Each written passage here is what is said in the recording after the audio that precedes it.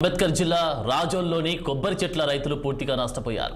రాజోలు నియోజకవర్గంలోని మల్లికాపురంలో మురుగునీరు ప్రవహించే డ్రైనేజీలు అక్రమాలకు గురికావడంతో పొలాలన్నీ ఉప్పునీటి కయ్యాలుగా మారి కొబ్బరి చెట్లు సైతం మొండి గోడలుగా దర్శనమిస్తున్నాయి.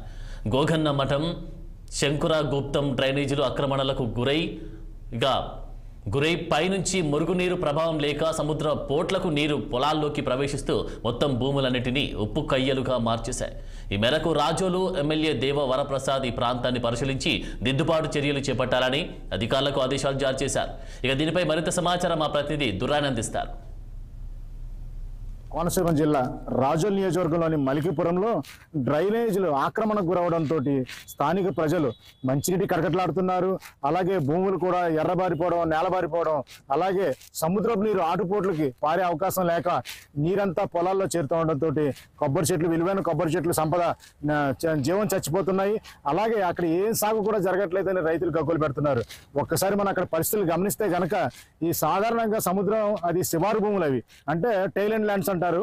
అంటే వచ్చే నీరంతా సముద్రంలో కలవాల్సిన అవసరం ఉంది. అయితే 100 అడుగుల వెడల్పు గల అక్కడ డ్రైనేజీలు కేవలం ఇప్పుడు 10 అడుగులకు చేరిపోవడంతో పైనుంచి వచ్చే నీరు లేక కేవలం ఆటుపోట్లకు వచ్చే సముద్రపు నీరు మాత్రమే ఈ చేరుతుండడం, అక్కడి నుంచి భూముల్లోకి చేరి నీరు నిలబడిపోవడంతో ఉప్పు నీటి కయ్యలుగా మారిపోతున్నాయి.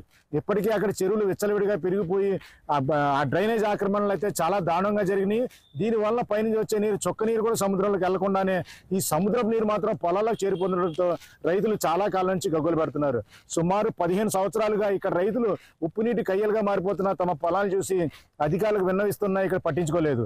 అయితే ఇటీవల ఎన్నికైన జనసేన ఎమ్మెల్యే మాజీ ఐఏఎస్ అధికారి అయిన గిడ్డి దేవ వరప్రసాద్ ఈయన స్వయంగా వెళ్ళి ఇక్కడ పరిస్థితులను పరిశీలించి ప్రజలతో మమేకం ఈ స్థానిక పరిస్థితులను కూడా పరిశీలించారు. ఇక్కడ ఉన్న పరిస్థితి ఆయన స్వయంగా మలికిపురం వాస్తవుడు కావడంతో ఆయన స్థానిక పరిస్థితులు కూడా తెలుసు కాబట్టి స్వయంగా అక్కడ పరిస్థితుల్ని ప్రజలను ఉద్దేశించి మాట్లాడారు. అక్కడ ప్రజలైతే కనుక ఈ శంకర్ మఠం డ్రైనేజ్ కానీ, గోగన్న మఠం కానీ, శంకరగుప్తం ఈ 2 డ్రైనేజీలు కూడా ఒకటి 23 కిలోమీటర్లు, ఒకటి 9 కిలోమీటర్ల పొడవైన ఈ డ్రైనేజీలు కుచించుకుపోవడంతో ఆక్రమణకు గురయ్యి పైనుంచి నీరు లేక సముద్రపు నీరు పైనుంచి వచ్చి సముద్రం నుంచి నేరుగా సముద్రపు నీరు, పోటు నీరు పైకి ఎక్కి పొలాలకు చేరిపోతుందని, గట్టు ఎత్తు లేకపోవడంతోనే తమ పొలాలకు నీరు ప్రవేశిస్తుందని, ఇప్పటికైనా సరే తమ పొలాలు కాపాడాలని స్థానిక రైతులు ఆవేదన వ్యక్తం చేశారు.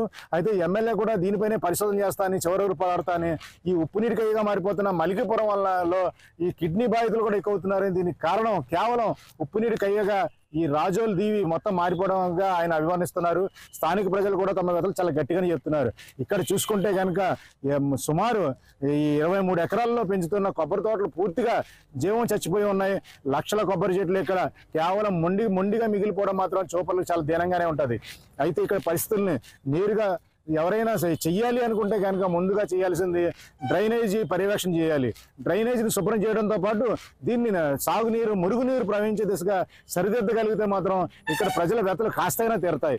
అధికారులు ఎప్పటికైనా సరే, అంటే గత ప్రభుత్వ హయాంలో డ్రైనేజీల వ్యవస్థ కనీసం ₹1 ఖర్చు పెట్టడం కానీ, ఉపాధి హామీ పథకంలో శుభ్రం చేయించడం కానీ జరగకపోవడంతో చాలా దారుణంగా 100 అడుగుల డ్రైనేజీ 10 అడుగులు కుదించుకోవడం అన్నది ఇక్కడ చాలా తీవ్ర చర్చనీయాంశమైన అంశంగానే చెప్పాలి. ఇప్పటికైనా అధికారులు తక్షణం స్పందించి ఇక్కడ ఈ డ్రైనేజీలు మరమ్మతులు చేసి ఉప్పు నీటి కయ్యలుగా మారుతున్న ఈ పొలాలను సైతం, బీడు బారిపోతున్న ఈ భూములను మళ్ళీ సాధారణ స్థితికి తీసుకురావాల్సిన అవసరం ఎంతైనా ఉంది. వీడియో జర్నలిస్ట్ చిన్నితో నదీం ఖాన్ దురానీ, రాజోలు, అంబేద్కర్ కోనసీమ జిల్లా.